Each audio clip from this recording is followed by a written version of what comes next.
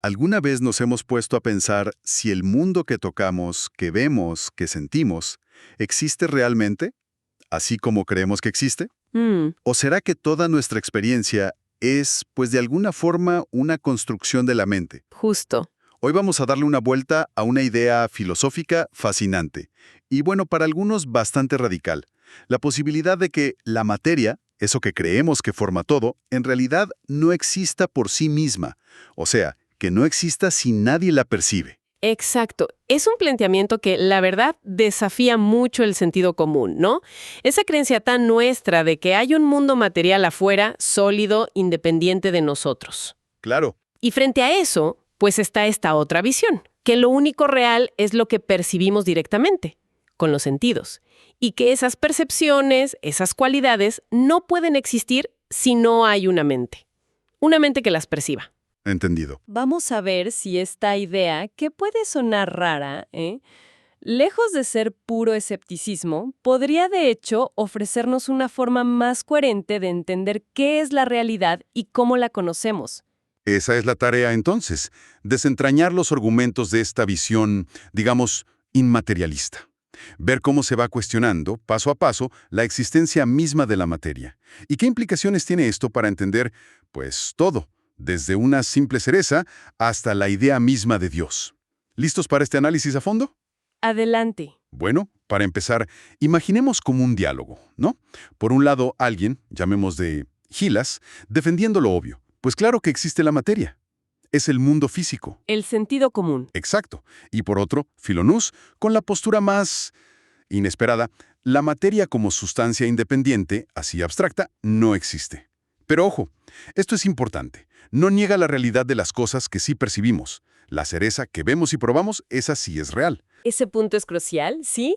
Philonous, o bueno, George Berkeley, el filósofo detrás, no dice que la cereza o el árbol sean ilusiones. Para nada. Ajá. Lo que niega es que exista una sustancia material, así, abstracta, invisible e independiente, que esté debajo o detrás de las sensaciones que forman esa cereza. O sea, el rojo, el dulce, la forma redonda, la textura. Ya. Lo real, argumenta él, es justo esa colección de sensaciones que percibimos. El ser de las cosas sensibles es, precisamente, ser percibido. Ok. Entremos entonces. Bueno, irónicamente, entremos en materia. ¿Cómo empieza Filonús a desmontar esta idea de una materia independiente? Se enfoca primero en las cualidades que le damos a los objetos, ¿no? Las llamadas cualidades secundarias. Por ejemplo, el calor. ¿El calor está realmente en el fuego? ¿Como algo suyo? Aquí el argumento se pone interesante. A ver, un calor muy, muy intenso nos causa dolor, ¿verdad? Sí, claro. Pero ¿puede la materia, que se supone que es inerte, insensible, puede sentir dolor? Pues no parece lógico. Y por otro lado, un calor moderado, agradable, puede ser placentero. ¿Puede la materia sentir placer? Tampoco, supongo. Parece que dolor y placer son sensaciones, algo que solo una mente, un ser sensible, puede experimentar. Claro, y está el ejemplo clásico ese de las manos en el agua, ¿no? Si meto una mano que estaba caliente y otra que estaba fría, en agua tibia. Exacto. A la mano caliente el agua le parece fría y a la mano fría le parece caliente. Entonces, si el calor o el frío fueran propiedades del agua misma, objetivas, el agua tendría que ser fría y caliente a la vez. Y eso es una contradicción. Un absurdo, sí. La conclusión que se impulsa es: calor y frío no están en el objeto, son sensaciones relativas a quien percibe, son ideas en nuestra mente. Entendido. Entonces, este mismo tipo de razonamiento se aplica a otras cualidades como los sabores y los olores, porque también los sentimos como ricos, feos, placenteros, desagradables. Efectivamente, un sabor dulce, pues, es placentero. Uno amargo puede ser desagradable, hasta doloroso. Otra vez, solo una mente experimenta placer o dolor.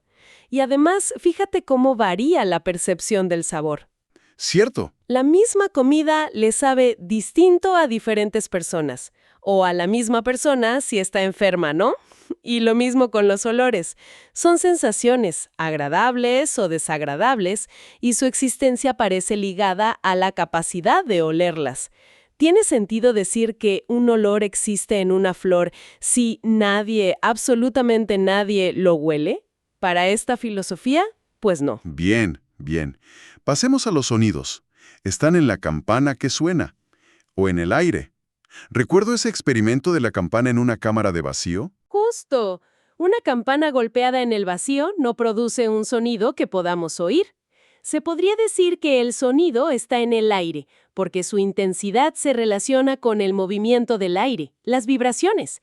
Pero aquí viene la pregunta clave.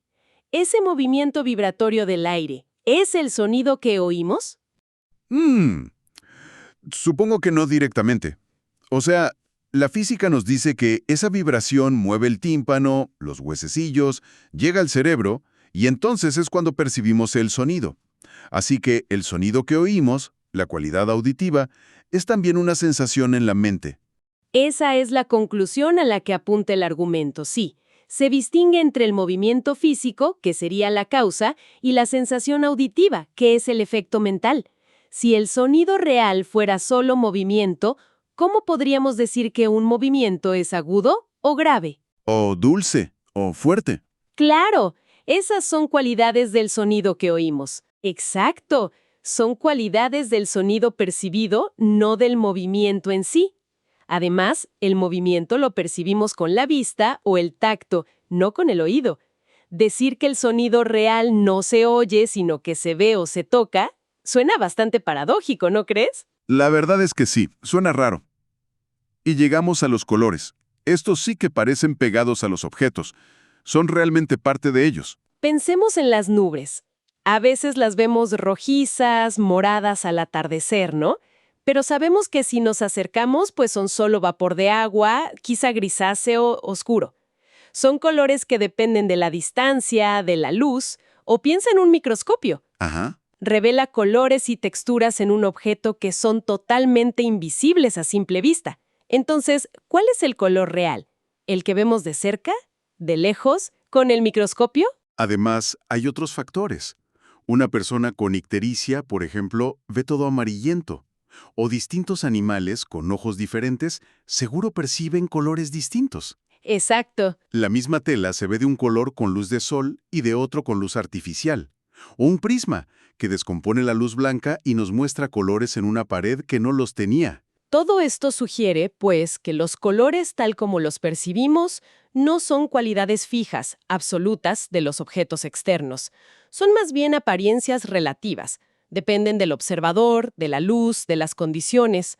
Son, en definitiva, ideas o sensaciones en la mente, generadas en respuesta a ciertos estímulos que, bueno, para Berkeley al final también serán ideas. Vale. El patrón parece claro. Estas cualidades secundarias, calor, frío, sabor, olor, sonido, color, parece que solo existen cuando son percibidas por una mente. No son propiedades de una materia insensible. Vale. Aceptemos por un momento que esas cualidades secundarias dependen de la mente.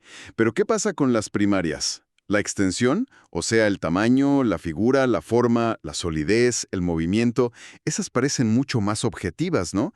Una mesa tiene una forma y un tamaño definidos, aunque yo no la esté mirando. Esa es la defensa clásica, claro, la de la materia. Pero Philonous aplica una lógica parecida. A ver, tomemos la extensión, el tamaño. Para un ácaro, un bichito minúsculo, su propia pata tiene un tamaño considerable, ¿no? Supongo que sí para él. Para nosotros es casi invisible, un punto. Entonces, ¿puede la misma cosa tener objetivamente tamaños tan distintos al mismo tiempo? Visto así, no.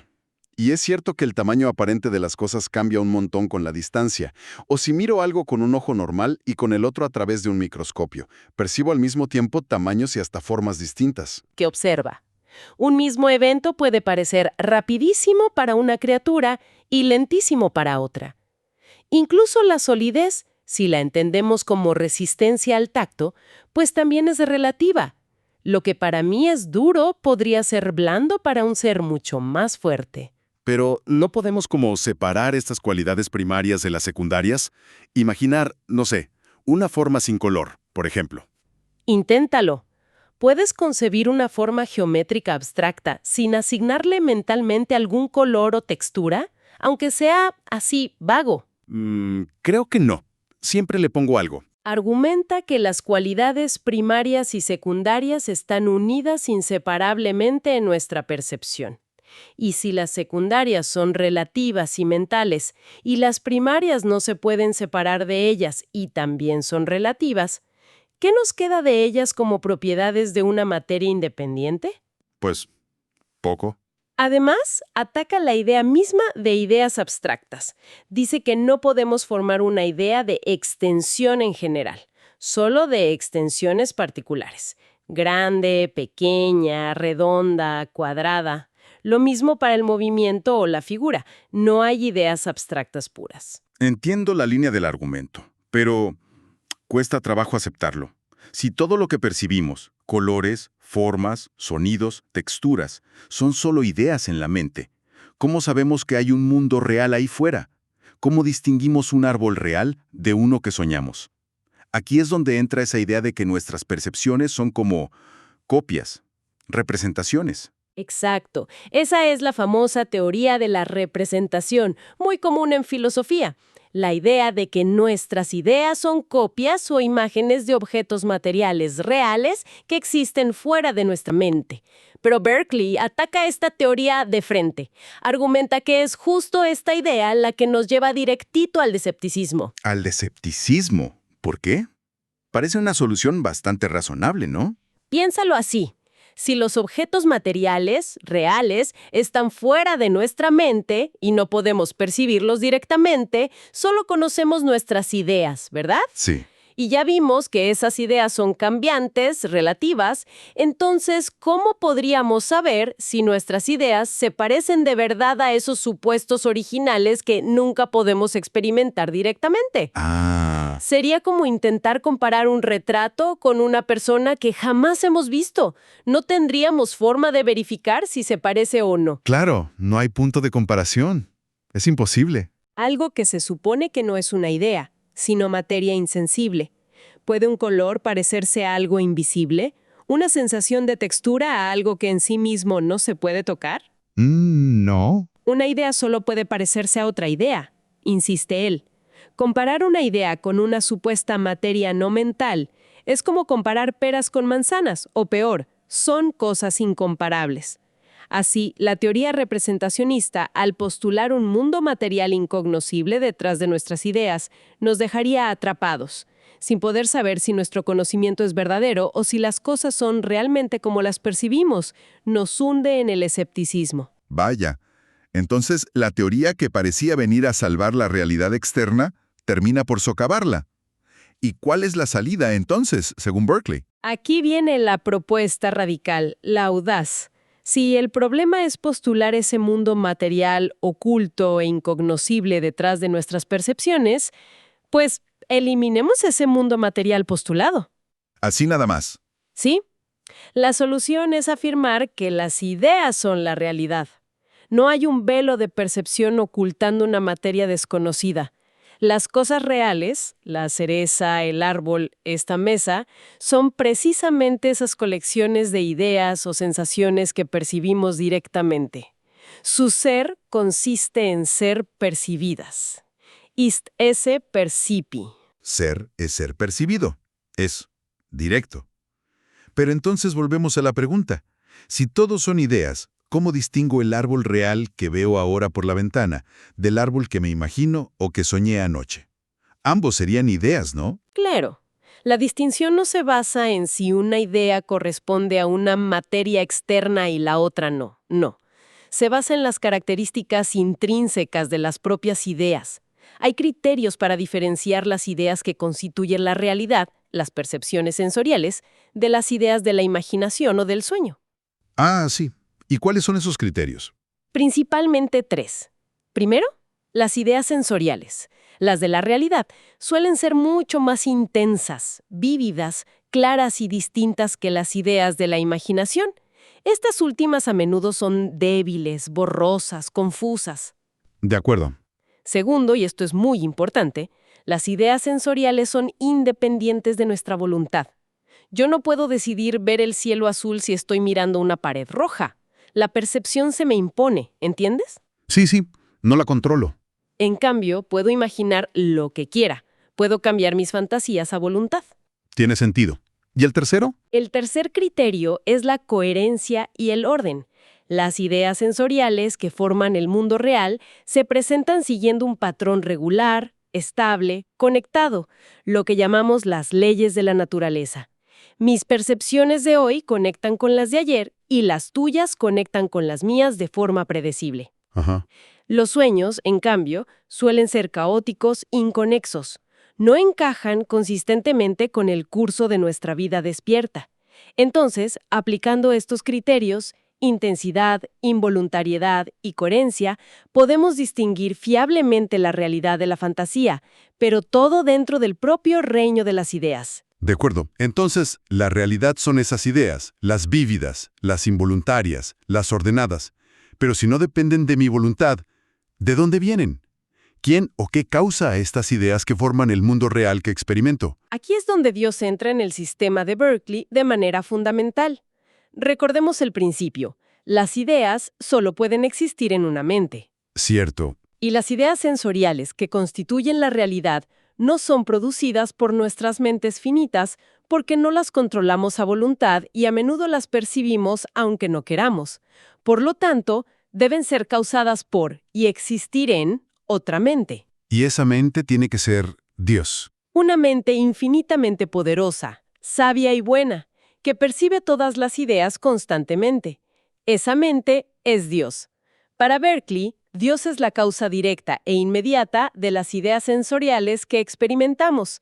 Él las imprime en nuestras mentes según un orden racional y estable, que son las leyes de la naturaleza. O sea que... Así que, cuando percibimos el mundo, en cierto modo estamos teniendo una comunicación directa con la mente divina. Estamos como leyendo el lenguaje de Dios.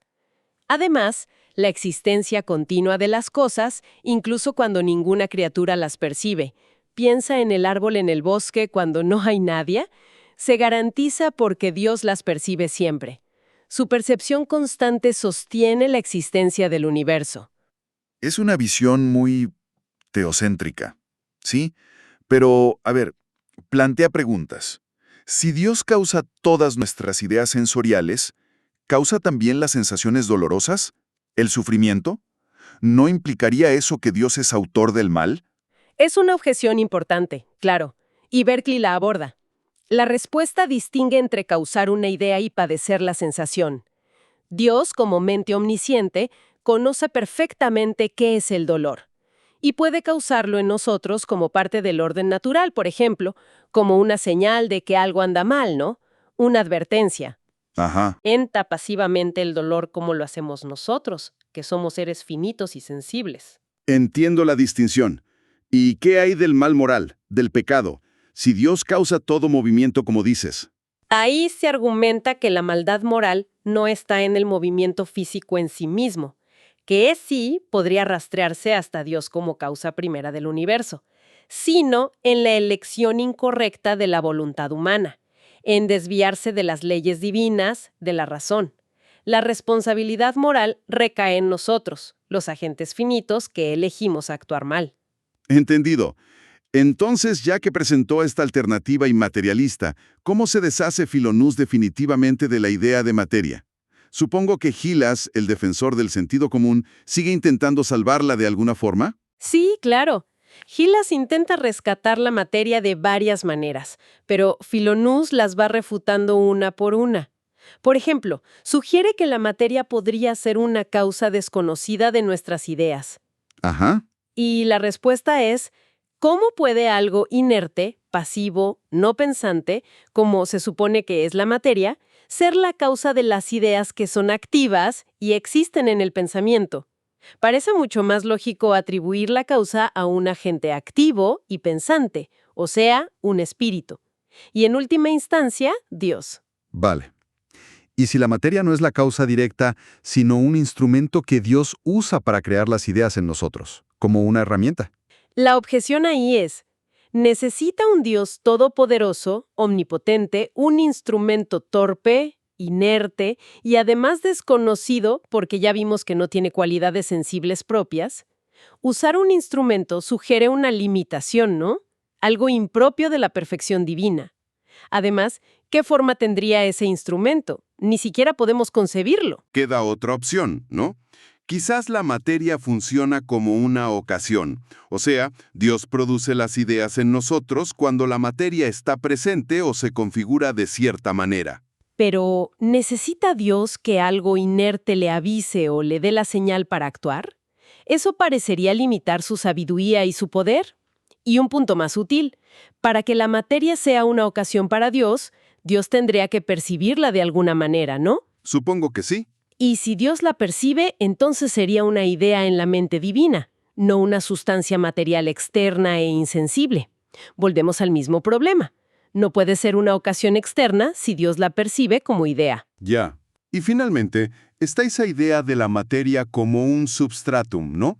Esa cosa rara, indefinida, que supuestamente soporta las cualidades que percibimos, como si fuera la base. Precisamente. Y Gilas argumenta que este concepto es vacío, ininteligible. A ver, intentemos pensar en una sustancia sin ninguna cualidad. Ni color, ni forma, ni tamaño, ni solidez. ¿Qué queda? Pues... nada. Nada que podamos imaginar. Exacto. Si decimos que subyace o soporta las cualidades, eso parece implicar que tiene extensión, ¿no? Que ocupa un lugar. Pero se supone que la materia es distinta de la extensión, que es una cualidad. Entonces, algo sin extensión soporta la extensión. O si el soporte mismo tiene extensión, necesita otro soporte debajo, y así hasta el infinito. Es un lío. ¿Ciertamente? Al final, Gilas tiene que admitir que no tiene una idea clara de qué es esa materia que defiende. Se revela como un concepto confuso, contradictorio y, sobre todo, innecesario. Entonces, resumiendo un poco toda esta exploración, la propuesta radical que hemos analizado hoy es que el mundo sensible, el que experimentamos, es perfectamente real, pero su realidad consiste en ser percibido por una mente. Ajá.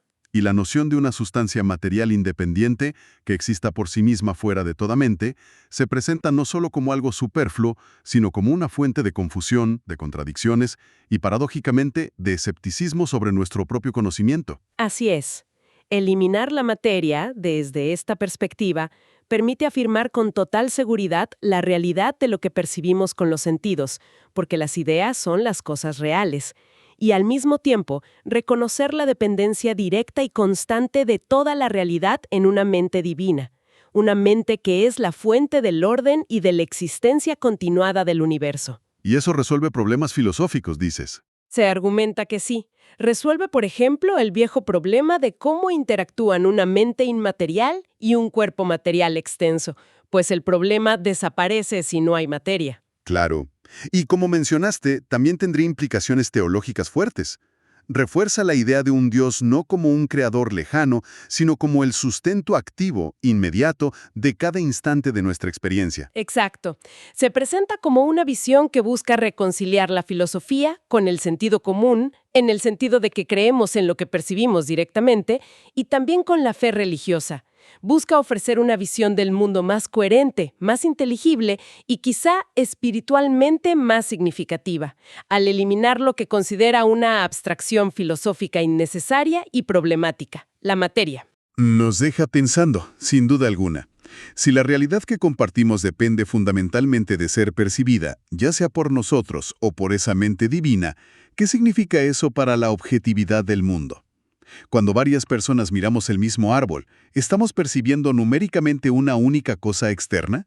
¿O cada uno está percibiendo ideas muy similares implantadas coherentemente por Dios en nuestras mentes individuales? Buena pregunta. ¿Y cómo encaja esto con la práctica científica, que parece asumir un mundo material objetivo, independiente, que todos investigamos? Ahí queda una pregunta interesante para seguir reflexionando, ¿no?